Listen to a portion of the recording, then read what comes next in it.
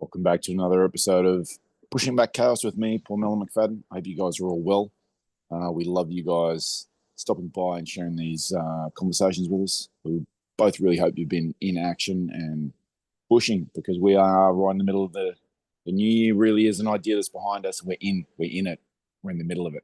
Should be getting amongst it. How are you there, Mike? Millen, how are you? Dude, things are great. I am currently in Florida for a little bit for work. I know it's terrible. It's 78 degrees Fahrenheit here and clear bath water. I just got back from meeting up with an old buddy I was in training with like almost 20 years ago. And he has a house down here in a little place called Little Torch Key. And I drove up to spend the afternoon with him. And we went out on his little skiff boat. Went buzzing around a little bit, hit some coral reefs, went to a nice sandbar, had some lunch there. And then as soon as we got off the sandbar, dude, we just start tossing reels. And we couldn't get the fish in the boat fast enough. We were catching some snapper, which we brought home to cook up fresh, and some jack, and what was the other one? Oh, dude, he caught like this one. It looks like a gar fish. It's real elongated, really long nose, but it's a sea creature with teeth, and yeah, it was pretty wild. But man, it was just a great day. Got nice and tan, and it just feels nice to be outside, functional again, and just enjoying myself. So it's a little bit of So good, paradise, I man. guess. Yeah. Sounds awesome. I mean, it's pretty funny. That's exactly the same temperature here. 78 F for the Aussies, and so on is 25 Celsius.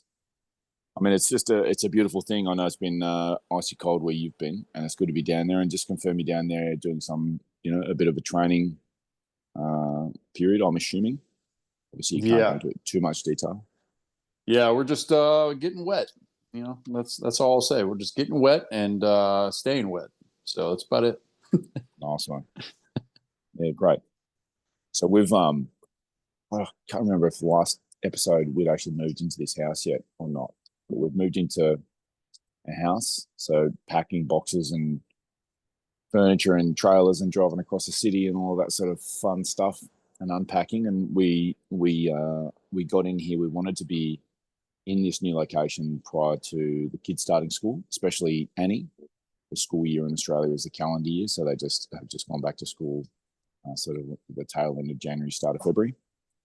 And Annie started a new school, which is a wonderful thing. Cherry did a lot of research last year to find a place that would work with Annie, and they're all across special needs, and seems like a really well resourced setup.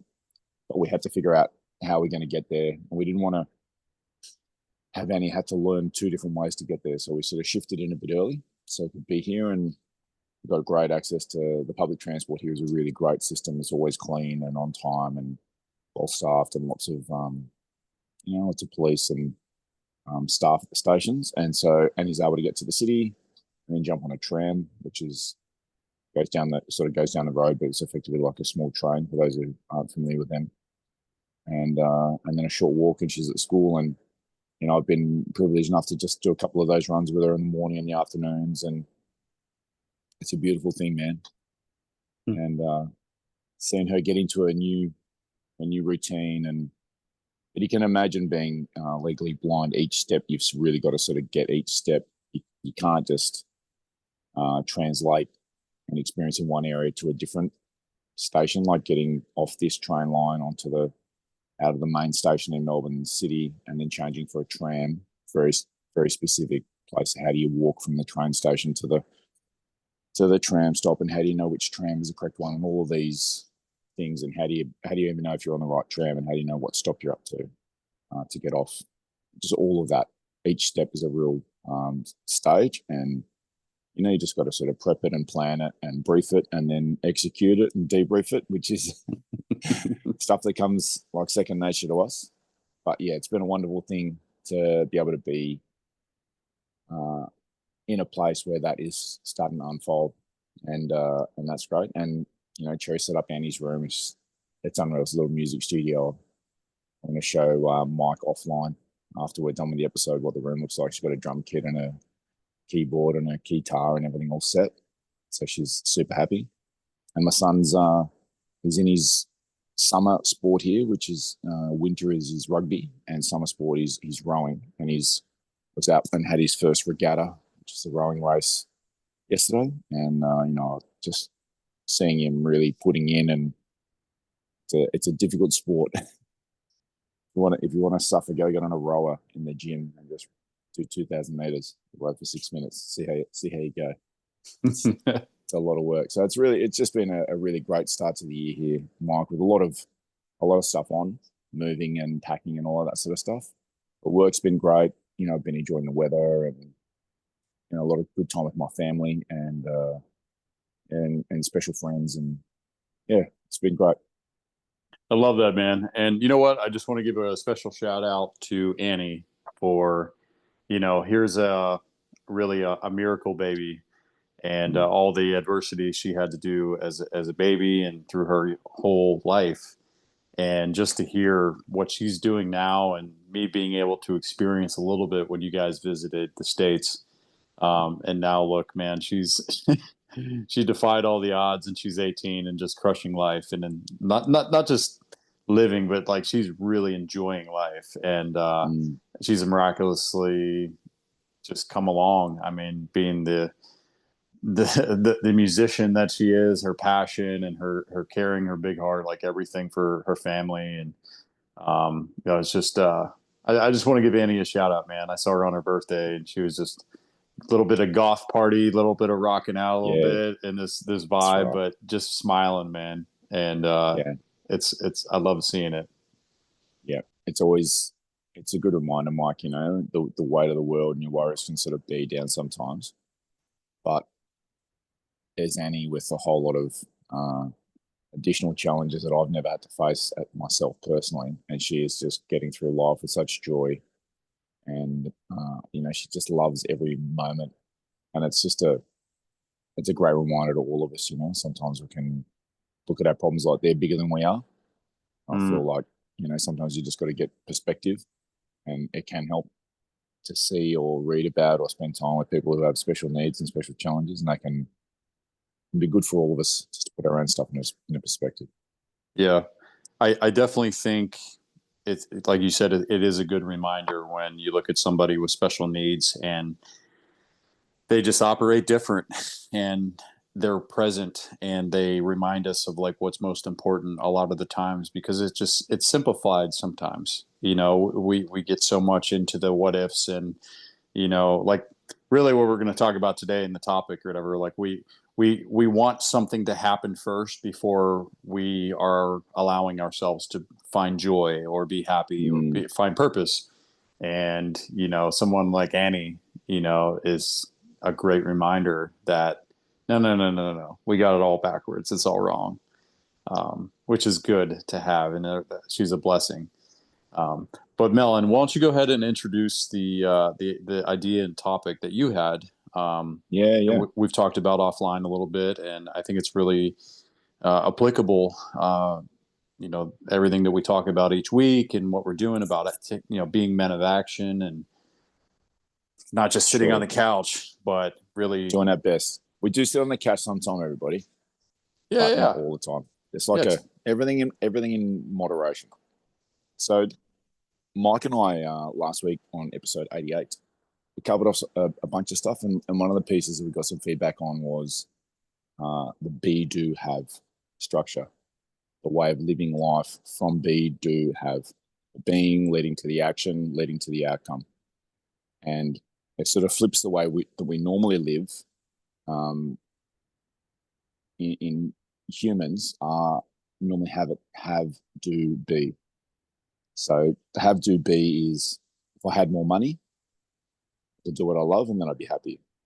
If I had a better job, I could work less, and then I'd be fulfilled. But this puts the outcome beyond your control and puts it into something the circumstances have to turn out for you to be able to have that state. So they're dependent on the external circumstances. So then you're stuck forever waiting for these situations to arise first before you're going to be able to have the life that you want.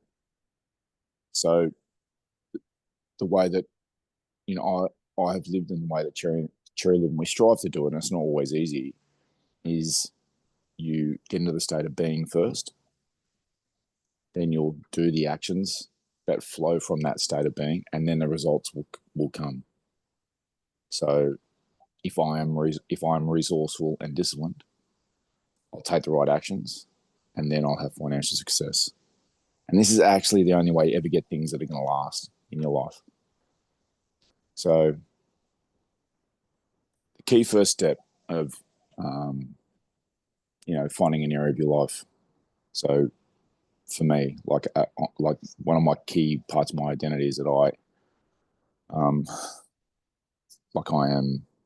I'm compassionate.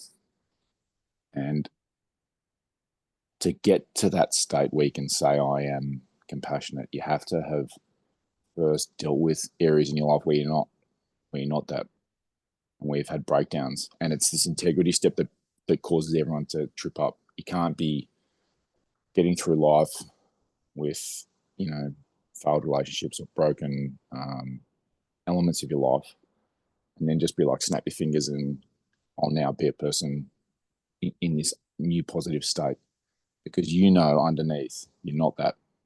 And this is the area where everyone gets stuck. This is where we've talked a lot, Mike and I, about the importance of integrity. Everything rests on a foundation of integrity. So the integrity step is the first step, and you have to get all of your breakdowns and all of your major failures, you have to get them out of your future, because you are dragging them with you and you're putting them into future circumstances. And it's not easy. So, finding the areas and the people where you've had breakdowns and clearing them up is the step that gets you into power, that gets you standing on like a foundation of concrete. And you're then able to, from that space where you don't have the breakdowns of the past sitting there in your future, they've been resolved. You've gone and told the people when you broke your word, you've atoned for that. You're making up for it. That's when the space opens for you to be able to declare who you were going to be, and you're going to be able to live from this be. So the being the source of doing and having. So if you then identify like, I am a leader, if you've resolved your integrity issues, that statement is not going to jar in your mind. You're not going to think about areas where you've had breakdowns, or you're not going to have these come up in your future, or people aren't going to point at you and say, yeah, but what about so-and-so? What about all these areas? And then the actions flow out of that. So you're not going to have an inconsistent or temporary series of actions that you can't sustain, where you're like, oh, no, I am the leader. I'm going to be in that state. And then the actions of communicating, planning, strategizing, getting team agreement, they're all the actions that are going to flow. And then you're going to have the result of, a unified family working towards a goal, or a unified work team, or a unified sporting team that's going to have performance on the other side of that. So integrity first step, then you need to look at yourself and say, who do you need to be in the area? What are the qualities of the person who naturally achieves the thing that you desire? So who would I need to be to have what I want? So like financial for, yeah, go ahead, Mike. Oh, I was just going to say, like, I think that's the question. That's the question for a lot of people is, what do I have? Like, who do I have to be in order to achieve this?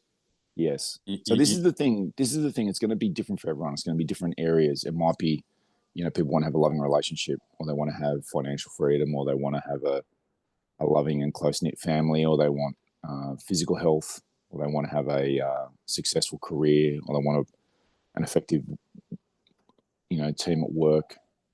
They're all the different areas, Mike. So yeah. There's just real quick that, just came to mind is there's somebody that I know right now that's having a custody battle for their children, right? And they don't have the greatest relationship with their kids, but they're battling for them. and they're saying, hey, I'm going to fight in battle and sue and do whatever I have to do to win my kids over so that they're mine 100% of the time. Okay. I hear you. I get it. And I've talked to this person. I'm like, yep, I get it. But here's the thing: when and if you get them, are you going to be the person that they need? Or are you just treating them like a possession? Right. And when they show up, you know, are they going to want to see you? Are they going to want to be around you? Right. Who are you being for them through all of this mess? Right. And who are you going to be going forward from this mess? Uh, and that's a strong example, really, that's shown its face in the last week or so that I've had this conversation. And, it just makes me think, man, it's just, like you said, I have to do something has to happen in order for me to be a good person or for me to have success or whatever. And breaking this down into the integrity portion. And as we always say, point the thumb before you point the finger is so key, because if you don't know who you are and what your purpose is and what you're doing and what your role in all of this, and realize that it's always not just about you, but others, you're going to start off on the wrong foot if you don't address this. We're in an age of push button, give me it, I want it right now.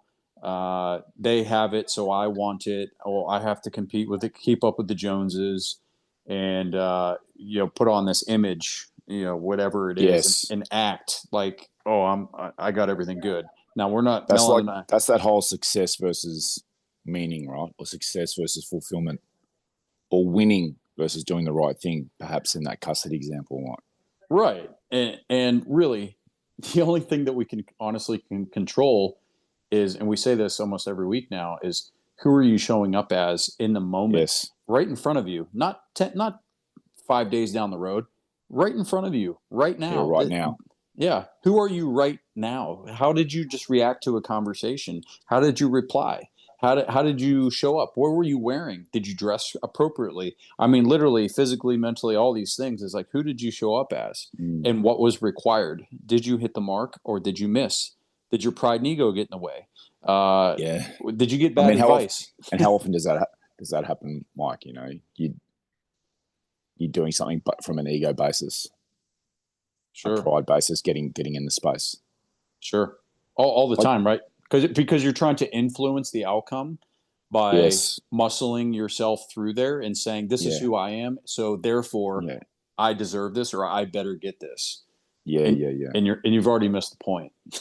So that, in this context, that's doing something in order to get something. And so you can claim to have like a bit of a lofty ideal, I'm really looking after my kids, but this is like in order to win in this custody exchange. And that undermines the whole thing. Like you maybe asking why a few times can help when you're trying to get to the bottom of what is the outcome that you want. And then when you ask why a few times, it might help separate out. But you got to do this with like honesty. You got to have integrity with yourself first.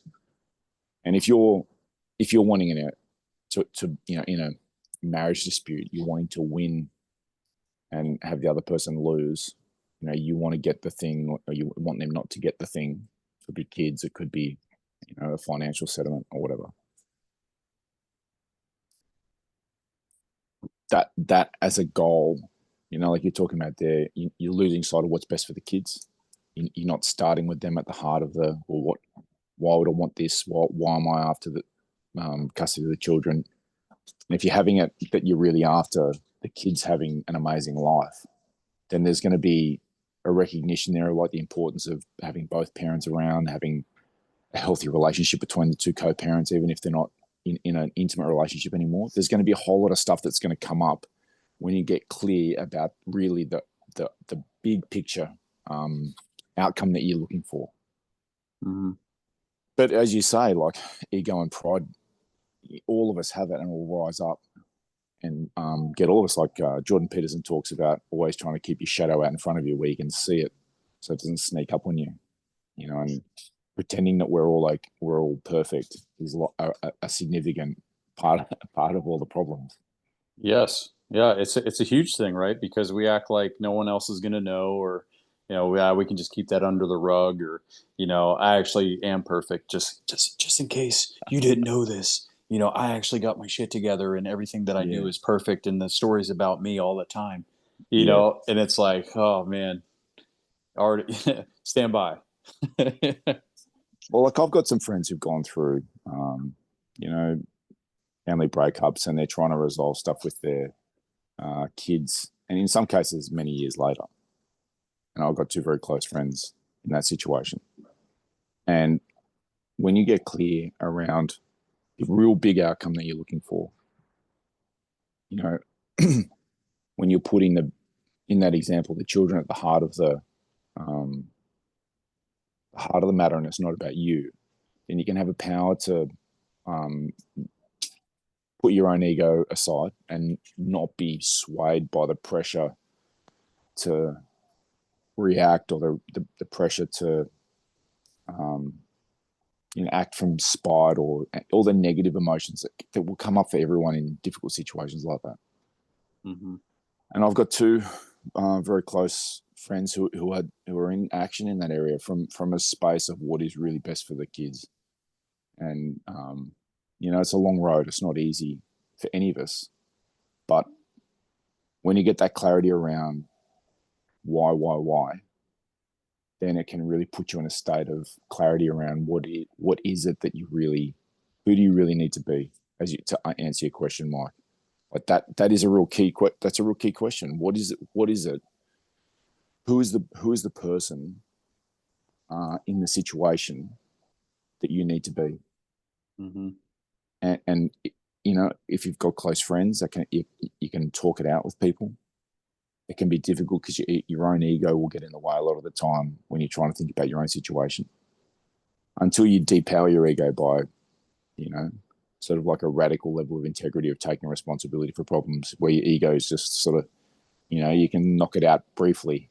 You can get it out of the picture by really taking responsibility for stuff. You don't have that constant noise for at least a while when you've done that. But Yeah. And others appreciate that as well. When you come across as honest and genuine, that you're not putting on this play in front of them, acting like you're this character that deserves something. But it really comes across as like, man, I really appreciate your honesty and who you're being in front of me. Melon, I shared this story with you. What was it, 1 or 2 days ago? We were chatting, and my niece's boyfriend reached out to me, and this is such a cool story, man. I'm really proud of him. He really didn't have a father growing up at all, and he was around a bunch of abusive type males as he got older. And so, what does that teach you? It teaches you as a man to just shut up and bottle up all your problems. Otherwise, you're going to get punished for them, and it's not going to turn out well. Well, he kind of hit a breaking point, and my niece reached out to me and said, "Hey, would you mind talking to him?" And I was like, "Yeah, absolutely. If he's part of your life, he's part of my life." So I reached out to him, and man, it was so hard to like listen, but I felt for him. I was talking about empathy. He just broke down, and he's just like, "I'm trying so hard. I'm trying to show up and be a good man for her, for our kids. I work so hard. I've put in 50 job applications, and I've gotten denied every one of them. I'm a hard worker. I'll give the shirt off my back to anybody. It's just like no one's giving me a chance." And we were just, chatting, and I said, "Then what are you ashamed of? You have nothing to be wow, ashamed. You have nothing to be ashamed of, man, because he's 21, 22. I was like, how many other 21, 22-year-olds are doing half the work, if not less, and just giving up one job application. It's like, oh, no, they didn't want me. I guess I'll never work. And they just quit and make excuses.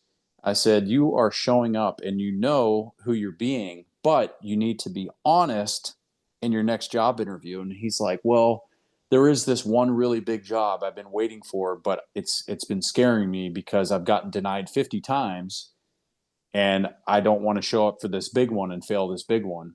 And I said, dude, all you have to do is focus on who you want to be and ask yourself who you are. And it was that actual exercise, Melon, that you're talking about of asking why. It's like the rule of 7. They say if you ask yourself Yeah. why about something 7 times, you will get to the root of why you're truly trying to do something and why you're being that way. And man, get a piece of paper and write it down when you're answering, because it's really cool to see the flow. But I actually shared that with him. I said, hey, get a piece of paper and I want you to ask yourself why you want to do these things. Once he did, he read them out to me, and he's like, I never had a good father growing up. I want my kids to know that I love them and I'll do anything for them. I want to be a good provider. I want them to know I care. I want them to see the effort, that I don't quit, and all these different things he listed out. And I said, all right, dude, you take all of your answers, you go into that job interview, and I don't care what anybody tells you, you lay that on the line on the table, and you tell that boss who's trying to hire you, and I guarantee you're gonna get some hair. They're gonna get some hairs up on their skin, going, "Look at this kid." Yes. He texted me the other day. He said, "Hey, I just want to let you know I got that job." Unbelievable. And I knew it would work because he was talking about the character of this guy who was hiring for this job. A little bit older. Yes. He wasn't young and immature, and he was looking for the quality. And I said, he wants an honest, true person in that spot that truly knows why he wants to come in and be this type of person. Yes. There's no denying it. And this guy immediately was like, I have not heard that from a person your age in years. And I would like to welcome you onto the team. Right. So good, man. And dude, I was so proud of him. I really was. And, we talked for 30 minutes after, and I just said, who were you being this whole time? And he just said, I was just being myself for once. And I've never done that because I'm competing with all this other stuff. I said, do you feel good? Yes. Do you feel confident? Yes. Are you smiling right now? Yes. I said, dude, live your life this way every time, and you will never regret it. So that is freaking such a great story, man. So just say again his age and the family situation, like what his responsibilities are, Mike, so people get the scale of what this young man is taking on. He's 21, 22 years old. He's not married to my niece. She's 21, and they have 2 children together, 2 years old and 1 year old. Wow. And they just got their own place in their own apartment, and he is out trying to be a a partner, be a father, all at that young age, with all the craziness that's poured into this generation and the influence and distraction and everything else, man. Like, it's so easy to quit and just get up and leave that situation. And he's trying to be a good man, like anyone's definition of a good man, a good father, a good partner, is all encapsulating what you just described. At 21, with two little ones, a 2 and a 1 year old, which is just such a responsibility that lands on your shoulders at that age. Yeah. And you said, and how many jobs had he applied for? I mean, he exaggerated a little bit, but he was just like, I've put in like 50 applications and so many with all these different people, and they all turned me down. So this is like the perfect example of what we're talking about here, this be, do, have stage, that getting that clarity around who you need to be. And, thank God you're there as a mentor for him, Mike, to be able to have that clarity around what is it that the why, to get in there. And who wouldn't want to hire a 21-year-old who's driving to provide for his young family, who's clear about what his big picture responsibilities are as a father and as a partner? Like, this is a person who's going to be there in the rain and the snow and the hot weather, and they're going to, the car breaks down, they're still going to get there. Like, this is a person you can rely on and build a business around. Mm-hmm. And it's like, I would say that's much more important than a skill set, because a person with that kind of drive is going to learn the thing that needs to be done, and they're going to do it. Like, that's going to be the be, do, have in the workplace. Like, this is the person who will take on anything required. And every employee, any small business owner, is going to want a person like that on the team. rather than, you know, I'm living in my mother's basement and, you know, I game all night and I just want some money to buy, you know, the new PlayStation. You're like, Right. man, like that clarity around why are you doing this? What is it? What is your ultimate big picture overarching goal here? To be a Yeah. provider and to be responsible, to be the father he never had, really, is what I was hearing. Mm-hmm. Like that is a statement and a place to come from that is just super powerful. Yeah, and his awareness too, which was really nice to hear, is the way he explained it is, he's like, he's very emotional on the phone, and he was crying as he's telling me this, so I know it was true, man. It was raw, and Mm, he just explained that I work my butt off for my family and I will never quit on them. And I just want the nicest things for them because I grew up and didn't have anything nice. And I want my kids to have what I didn't have. I want us to have a nice house, a nice place, a reliable car. I want to take mm, them on vacations. I want to see them laugh and smile and, do all these things. And I said, mm, I get it. And that's yeah. great goals. But you're jumping too far ahead. What I need you to do is focus on the now and who you're showing up as now, and be yourself and be genuine.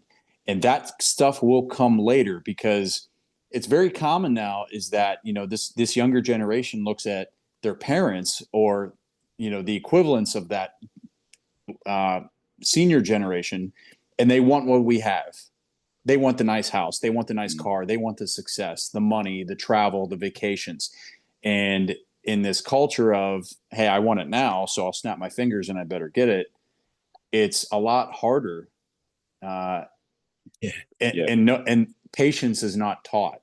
Patience is not given. No, and it's not even seen as a virtue, right?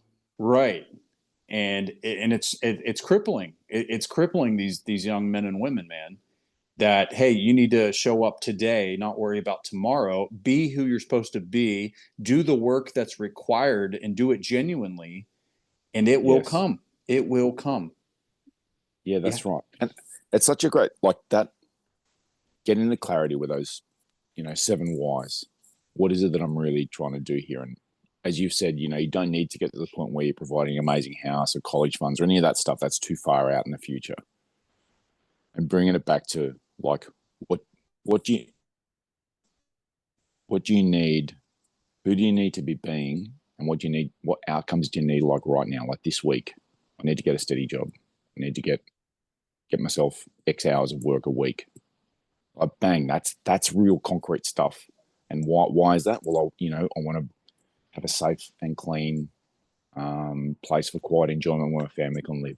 And that not getting, as you said, like a reliable car. He's not after a Ferrari. Like that level is really super clear and achievable. It's not some fantasy, that I'd have to win lotto or become some sort of a Instagram influencer to get.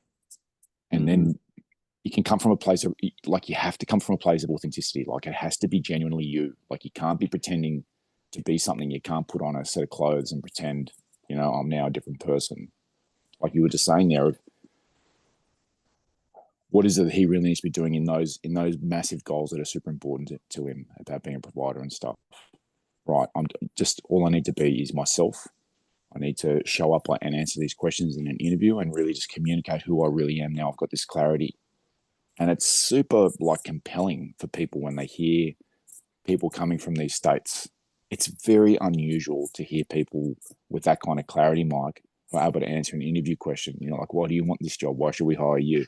Mm-hmm. Or boom, this is me. I've got this family situation and I am determined I'm not going to be putting my kids through the same situation I went through, and I'm going to be providing X, Y, Z. Mm-hmm. Like, you are just going to blow people away when you come from this place of integrity and they get to experience you authentically. There's nothing put on. There's no follow-up question you'd need to ask to get to the heart of, like, who is this person in front of me across the table that I've got, 10 minutes with to make a decision about whether I get them into my business or not.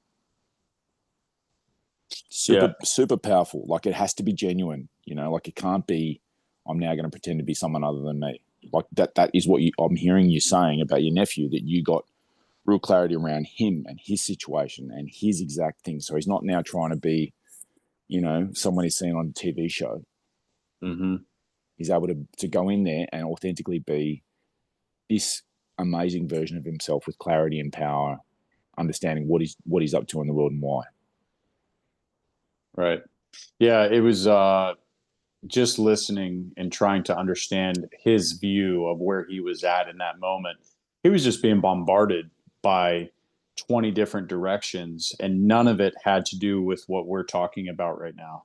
It was, we always say, like, don't go to the bar and ask the barfly for life advice, because guess where you'll be in 10 years. You know what I mean? It's like you need somebody to be reliable.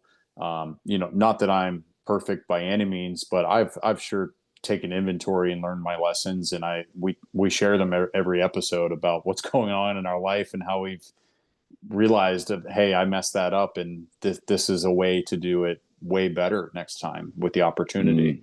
And I was so happy that she reached out to me and asked me to talk to him.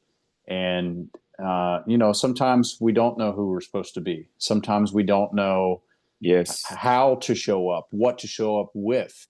And that really just comes down to, man, find somebody that you could look up to, or maybe that you do for good reasons, and just ask them for help. Just be honest. Just be like, hey, I really want to be this, and I have no idea what I'm doing. Like, where should I even start? Because my mind is so clustered. Like, where do I start? It's like, hey, well, how about you wake up and put a collared shirt on, pull your pants up, put a belt on, wear some nice shoes, and why don't you just look good and feel good for the day? Feel good about it. You know what I mean? Start there instead of waking up in your PJs and walking around all day complaining. Just like little things. Yes. The thing is, as well, like in this instance, you were like the mentor or the helper. And, luckily your niece knew obviously who you are. And I mean, honestly, having you as a friend or someone, an ally on your team is an amazing thing, Mike. So, I can see clearly why she has come to you and asked, can you talk to my partner? But the person helping, if you want to be the person who can help the others, you have to have unshakable integrity in this area. If you don't have that, you will not see the thing that needs to be done, and you won't be able to speak with any conviction about it. Right. That's like a fat guy telling you how to work out. 100%. Yeah. So someone coming to you for like, in this advice, for you to be able to say the thing you need to do is get clear about your big why, means you have clarity about your own big why in many areas in your life. For you to be able to then say, okay, so now you need to like be disciplined, or you need to be committed, whatever the state of being was that you saw he needed to be. You will only see it when you have integrity in that area yourself. So you can't go around giving advice to people that will stick and will make a difference for them and that they'll hear when you don't have integrity in that area. So, clearly Mike is an amazing guy with just an amazing professional career, and he puts into practice all of these things in his own life that we've just heard. That clarity around why is he doing X, Y, Z, super clear about what he does to protect all of us in the US and all of the Western liberal democracies, and what he's done his whole adult life. So he can speak with real power and clarity in this area. And if you're trying to do that in an area where you don't have integrity, that's what you're going to be doing. You're going to be trying, and it's going to be effortful, and people will know. You'll know, and they'll pick up, and maybe if they're young, maybe they won't notice, but anyone with any maturity and experience will see immediately or hear that you're not coming from this place of power in that area. So all of us, it's never like you never arrive. All of us have to be always striving to find integrity in these areas so that we can either achieve the thing ourselves or we can be the one assisting the others. Because without it, you will not see the thing, you will not say the thing that needs to be seen or said for the difference to be made. All right. Well said, Melon. Real quick, hold on 1 second.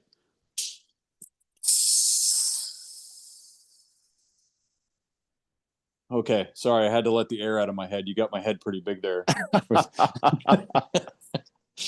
Man, I did not know. I did not know what you were doing then. I was thinking, he's been out fishing. Maybe he's cracking his first tinny of the day, and it wouldn't be a bad thing. Yeah, I have to leave this room and I can't have my head getting stuck in the doorway, you know. So I Yeah. need to off gas that positivity there, but I appreciate it. All right.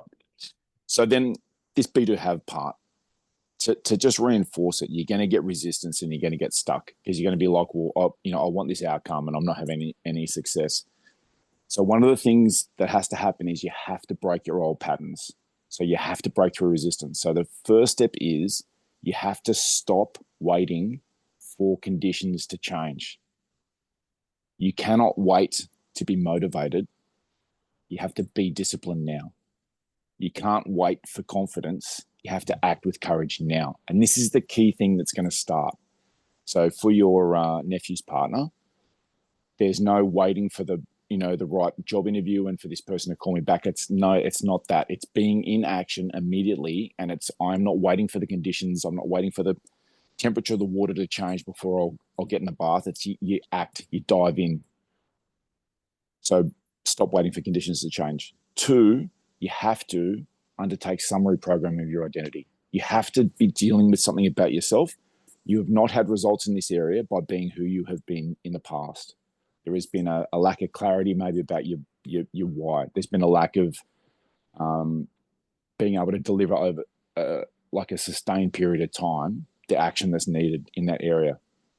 So some of the clarity is you can change sentences about yourself, like I'm trying to be a leader, is like a depowering statement. I am a powerful leader. I'm trying to be disciplined. I'm trying to be motivated. Like I am highly motivated. I get out of bed early on time to go and get that shift in to bring resources into my family. And you'll have to commit to this new state of being, even when it's uncomfortable. Mm-hmm. So in the beginning, it'll feel unnatural. If you have not had discipline around timeline in your life, you've been not someone who gets up on time and is able to get to, appointments and work on time, where you've not been able to deliver a solid work week, it's going to feel unnatural in the beginning. But you're going to have to keep embodying the being, like that committed, disciplined person hitting their start and end times of their shift. The more you do it, the easier it'll become because you'll get some reps in, just like everything else. So those 3 steps are: 1, stop waiting for conditions to change. Declare it and be the thing you need to be now despite the conditions. 2, reprogram yourself. Recognize that what you were doing is not working and stop with the statements like I'm trying to be this or trying to be that. Make it a strong statement. I am a fit person who is exercising twice a day. 3, commit to the being even when it's uncomfortable. And you need to get those reps in for that new you to start to feel natural. Yeah, no, that's great, Melon. I really like the definition there is what's key. The broad strokes of like, yeah, I'm a leader means nothing. How are you leading? What are you leading? What opportunity do you have today? What opportunity is coming? What does it look like? Is it leading people? Is it leading a situation? Is it leading a conversation? Is it making decisions that are uncomfortable? You really got to get specific when you're talking about these certain things. And we bring up the pillars all the time of just leader, warrior, mentor, friend, all that sort of stuff. And I hear that stuff all the time at work, man. Like everyone puts on their eval of like exemplary mentor, and I'm like, what the hell are you mentoring about?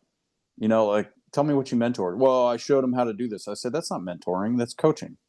Like get specific here, bud. You gotta break it down and see the opportunity in everything of like, where can I lead and what does that look like? Like, when is that time in the room when I hear it that I can inject myself and say, I will take lead on that. I will make that decision. I have that. That is mine. It's finished. You know what I mean? You got to come. Yeah, you got to listen for it. Your eyes and ears got to be open all the time. That it's not just going to be magic fairy dust above your head and say, "Hey, guess what? You just woke up and you're a leader now." That's exactly right. And from that state, like, what what would a good leader be doing here? A good leader would be seeking out and accepting responsibility. A good leader would be communicating up and down and across in groups. A good leader would be taking action that needs to be taken without prompting. A good leader will saying, what do others need more than myself?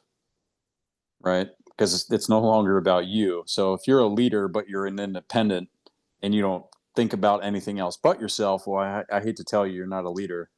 Yes. You're a single person doing things on your own. And the Leading, thing, I think that, you know, I think that can help people as well is like in these areas, you know, you can think of like an exemplar, like someone who embodies the thing that you're talking about. You're thinking about a leader. You could think about someone like Churchill, for example, and you could think, what would they do? What would they be doing in this circumstance? And that can help gain clarity around what it is you're trying to do. You're thinking about someone who's got great physical fitness, and you think, what would they be doing right now? Like, what food would they eat? What would they be doing in their rest time? How would they be approaching a training package? You could think about a professional in your chosen career. Like, what would they be doing with their downtime? How would they be preparing for the next piece of work that's coming? mm-hmm. And that can help get real clarity, because I feel like if we put these mental frameworks in place, you know, it can be really beneficial. I can't tell you how many times I've thought to myself, what would my dad do in a parenting scenario that I'm faced with? Mm-hmm. And it's like the mental model of my dad has really helped me, you know, and he's someone who passed when I was 11, and I don't actually have a lot of, you know, clarity around him as an adult man because I was such a little boy at that time. But just thinking about this, I've got like a software set in my mind, you know, like an AI that I can sort of consult with. And it's never the easy out. It's always the long-term sustained thing when I'm thinking about what would my dad do? What would my dad do in this situation? And it can really help guide the way to the best kind of action that is needed in the moment. Yes, I'm kind of the opposite. I've I have a hard time thinking about when I asked my dad, "What do I do? What should I do?" Because my parents separated at 14, and then he Right. passed at 18, and we didn't have a great relationship those last 4 years. So, as and into my young adult life, I didn't really know who to call or, hey, what do Right. I do here? I'm struggling, whatever. I didn't have any of that. So I literally went forward, and I was kind of, in a lot of ways, the flavor of the week. I'd hear something good and I'm like, oh, that's what I'm supposed to be. I messed up. Right. And then the following week it was something else. Oh, that I need to change. That's what I want to be. And, Yeah. and I was so far across the spectrum, man. It was exhausting, being honest with you. And Yeah. I got so wrapped up in so many different styles of leadership, styles of mentoring, styles of being, like being in a relationship of like, oh, well, this is what kind of man you need, or no, actually, this is what kind of man, and I need to give you this because I heard about it today, or, Mm. and it wasn't solid, man. It was so fluid at times. Mm. And then when I know I messed up, I didn't want to say anything because I have a reputation to carry, and pride ego got in there, and I would just end up running into a concrete wall. It would turn into a fight, into an argument that I was never wrong about, and obviously that didn't work out well at all. But like, Yeah. for me, man, is like, and this is just for me. I mean, I really found mentorship and leadership in God when I read about things. And, Mellon's like, hey, I think about my father and how he ran the family and this figure. Well, that figure for me now is like, I read the Bible and Mm. see about this leadership thing. And there's some awesome, like badass examples in there, dude. And I'm like, man, what would he do in this moment? Because that's powerful. And I don't think I could possibly do that. And I'm a pretty tough guy. And, but But I aim for it. I aim for it, yes. you know? Yes. I feel like every one of us can have, even if it's maybe not super clear, because we don't, like as you're saying, you don't have us, like neither of us really had that much time with our fathers, but you can have a real clarity around what would a good man do in this situation? What would a good father be doing here? What would a good teammate be doing here? What would Mm-hmm. what would a committed partner in an intimate relationship be doing here? And Like if you're not doing that, then you need to own it. Do Mm-hmm. you know what I mean? And often the not doing part will be some ego basis thing, or then I'm waiting for them to do it first. No, stop waiting for conditions to change. Like generate the thing, take responsibility for it. And the taking responsibility part is something that our egos don't want to do. And they'll always find a way to try and get out of it. And if you are taking a responsibility, you've depowered your ego again. It's like the integrity step where you're able you're manifesting the thing that you most want despite the situation. You're taking, all right, I'm going to take full responsibility for this dispute I've had with my wife. And I'm not going to wait for her to apologize. I'm going to apologize. The things I said, I can take full responsibility for them. Or like I knew that the conversation was going a certain way and, I was getting defensive and I reacted and I caused it. Boom. So then you can cause the relationship that you want to come into being by being in that state of taking responsibility. And then modeling in this example, what would a good brother be doing in this situation? What would a good friend be doing for, someone who's having a hard time? What would a good uncle be saying to the niece's boyfriend? Even if you're not clear yourself, I think you would find a way to get clarity if you frame it that way. Yes. This is good. I like this conversation, Mel. We're getting hot. Yeah, I know. Stuff's flowing right now.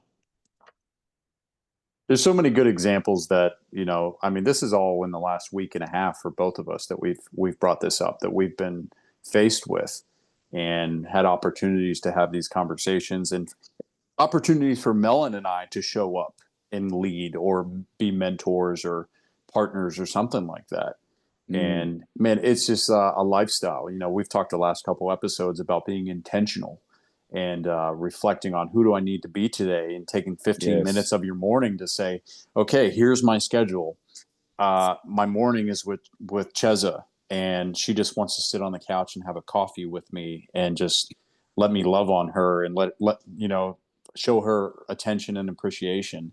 Then I got to put on my suit and go to work, and I'm an instructor pilot. And I'm teaching these young guys, and I have to shift a little bit. And who do I want to be for them? And then who do you want to be for yourself? You got to look in the mirror. And then coming home, oh, the kids are home. Oh, it's time for dinner. Who do I need to be in that moment? What things should I say? What things do I need to say? What things do I want to do, but I'm actually uncomfortable saying? How do I fix that problem in that moment? You know what I mean? And you're breaking that down of showing up as the right person and the right man or woman or whatever that those around you, it's not about you, those around you need. It's very hard for a guy like me, 18 years in special operations, high intensity, alpha environment, kill or be killed, all this stuff. And then to go home and sit, with my godson or some of my other friends' kids, and they're looking at me like my one friend's daughter. She loves tea parties. So, I went home over the holidays and sitting there and she's like, "Hey, I want to have a tea party with you, Mr. Mike." And I said, "Oh, a tea party? You want to have a tea party with me?" Okay. I said, "Well, who's coming?" And we're over there picking up some stuffed animals and bringing them to the little table and, just hanging out and, oh, let me pour you your tea. And there's an imaginary sandwich. This is an exact example of what a real man would do in that situation. I freaking love it. Who do you need to be? Who do you need to be in this situation? You need to be a great godfather, uncle, etc. And what would they do? Well, they're not going to sit there and go, this is not manly. Freaking get in there, get your fingernails painted pink, sit down, and you have yourself a little tea party. Is what you do. Yeah.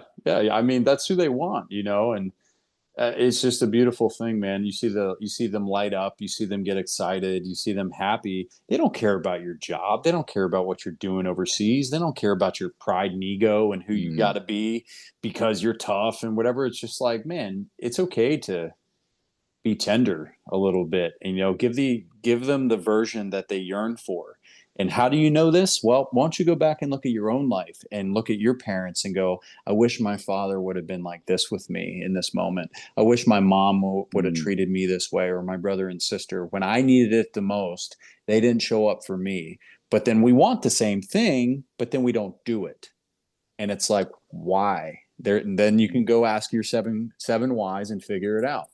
You know, it's not a crazy puzzle. It's not impossible. You just got to do some work. Yeah, got to do the work. And people might be in, a bit of a question mark about the first step, which is restoring the integrity, right? And this is something we can all do at any time. We can all go through and do a bit of a stock take of our own integrity. And we're not looking for the areas where we've been great. Like, there's going to be, everyone is going to have areas where they've been great. We're looking for the areas where we've broken our word. We haven't kept our word to ourselves or to others. And to yourself can be a big one. I'm going to eat clean and I'm going to exercise, daily. And you're like, well, that hasn't happened. So look for the broken commitments. Look for the true things you haven't said, or the areas where you're out of alignment, right? Step one. Step two, own it without justification. So don't get caught up in this good, bad, guilt, blame. This is all ego and it's going to distract you. Drop the excuses. Acknowledge where the integrity is out. Don't try and soften or justify it. All right. Step three, clean up the broken agreement. So the areas where the thing that was committed to was not done, own it. Go and speak with that person. Have that new commitment to yourself if it's with you. Restore or renegotiate. So if there was something you said you'd do and you didn't do it, either go and do it now or communicate about why you didn't. Okay. And then step four, recommit to being your word. So then declare. So you've now got something you've cleaned up. Who are you going to be moving forward? Right. I'm going to be a loving partner. I'm going to keep my word to my partner. And then your actions are going to be aligned. So just remember, it's not about being perfect. It's about honoring your own word, the thing that you said, and you don't have to have, it doesn't have to be a sentence, spoken word. It's a commitment you've made, or a commitment someone else has been led to understand is in place, and then restoring it when broken. So 4 steps there to kick off, Mike. The first one, take inventory, own it without justification, clean up the broken agreement, and recommit to being your word. Love it. All right, man. That's clarity. That's clarity when you can break stuff down into steps and see it for what it is, and not just saying, hey, I want to be a better person. Like, that means shit. That means shit. Dummies like Mike and I love just like clear steps. Tell us the 4 things we need to do in this, or the 5 things, or you know what I mean? Yeah. How many times have I been given that in the military? Every day, Yeah, I love it. Is there any other areas in this B2 have integrity sort of little workshop we're talking about here, Mike? Is there any final thoughts or things you wanted to add before we wind up? Yes, I think just really we always want control of everything, and I know we brought it up just a little bit, but the be do have portion, the be and do are things that we can really put into action. Those are actionable steps. We want to have something. We may not always get it the way we see it, the way we wanted it, right? But you got to look at the first 2, because the first 2 aren't aligned. The third one doesn't really matter. You're not going to have something if you didn't show up genuinely, if you didn't put in the work, or put in the work the right way, or enough work, or if there was an alternate agenda, right? Hey, look at this shiny thing. Look how great this is. And I'm doing this, this, and this. But really, it's for a hidden agenda you're not going to get to where you want to be, right? So I would say, yes, you have control over the first 2. You may or may not have, like, if we're talking about having joy, I want to have joy in my life. That's a choice. For sure. You can control that, right? You can make the choice to be grateful. But if you're saying, hey, I want to have $1 million, years, or Yeah. I want to have a 5-bedroom house with a boat No. and whatever. And it doesn't come right at that point. No matter what happens, like I always remind myself is like, dude, I still won because Yeah. I showed up and I did all that I could do, that I could control, but I can't control the world and I can't control another human being and I can't control their decision making. But I know for a fact I have clarity on who I was and the things Mm. that I did, and nobody will ever take that from me. And I'm good with it. I'm happy. I'm joyful. I'm grateful I can even have done that. And the rest, dude, and it's the thing. It's just like, you pray for something. And it's like, well, it better be in this order. Otherwise, I'm going to be Yeah. miserable, Yeah. right? Yeah. Yeah. But it's like, dude, sometimes you get it not the way you wanted it, but it comes in another way times 10. And you're just like, oh, there it is. The thing I've been Yes. working towards. And it's too good to be true. And it's so much more meaningful and beautiful, and Yeah. all that stuff. And you got to keep that in mind when you're doing this process. Is it just because you did A and B doesn't mean C is going to come at you picture Yeah. perfect. And it could be that, like, in that example here, I want $1 million, right? And it's like you have not asked yourself why enough times. So there's going to be a why you wanted that. There's going to be why might end up being that I've got financial stability and security for my family. Why? So we can, we can be safe and the kids can have the things they need and that we can have more loving experiences together. Okay, well, that's the outcome you're looking for. That's the have. So don't get stuck with this interim step of, you've artificially created now a new precondition to having, I can't have a loving relationship and experiences with my kids until this interim step's been met. So just remember, like, it'll be clear when you ask yourself why enough times, like Mike did with his niece's partner. You're gonna hear the authenticity and the strength in the statement when it's not, if it's a thing that you're talking about as an outcome, it's probably not the why. There's going to be, often it's going to end up with a feeling or it's going to be at a relational level, big picture, big overarching stuff. I love it. I love these conversations. Yeah, they're okay. Yeah. They're all right. Right. So if you guys love them too, we really would appreciate you sharing them out into your community. Copying a link from the podcast player or website and sending it out to your friends or people who you feel need to hear this stuff. Make sure that you're not doing this as like, you need to do this, but I don't. A finger thumb thing that Mike loves. Reviews really help the algorithm. If it's less than 5 stars, let us know why. We are committed to having integrity in that area and always delivering value. So share it out, reviews, and subscribe. And if you want us to cover any of these things in more detail, let us know. We got some great feedback about B2 Have last week that has led to this conversation. So, get in communication with us. We're not some remote person. We will reply to all messages we get. So until next week, take care.